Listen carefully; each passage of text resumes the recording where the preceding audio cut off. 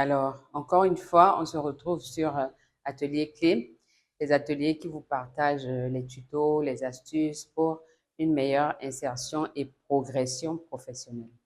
Je reviens sur les CV.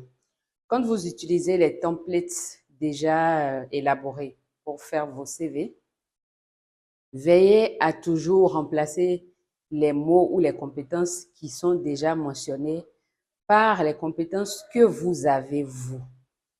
Veillez à y mentionner vos aptitudes réelles parce que quand on va vous poser des questions sur votre CV en entretien, il s'agira de vous et non de ce que vous avez copié.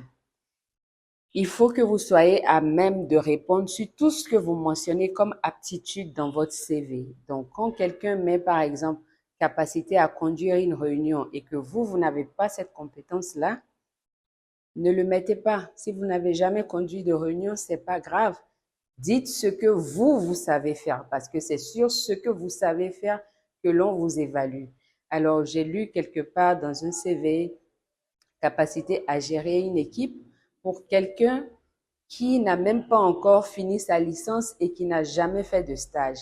Et c'est mis capacité à gérer une équipe, soit niveau de maîtrise 60%, capacité à conduire une réunion, niveau de maîtrise 80%. Alors, celui-là, par exemple, quand on va lui demander à quel moment est-ce que tout ça a été fait, bien évidemment, il n'aura pas d'éléments pour étoffer ce qui a été dit à donner comme exemple. Donc, il faut éviter et mettre sur son CV uniquement ce qu'on sait faire, ce qu'on est apte à faire. Chacun a le droit d'être à un niveau donné parce que tout ce qu'on sait faire se travaille et les aptitudes s'acquièrent au fur et à mesure que l'on avance, au fur et à mesure que l'on travaille, au fur et à mesure que l'on évolue. Donc, vos aptitudes, vous allez les acquérir au fur et à mesure et ainsi de suite, vous pourrez en parler et les étayer avec des exemples donnés pour que votre profil, le CV que vous présentez soit en phase avec votre profil. Je vous remercie. À bientôt pour une nouvelle capsule.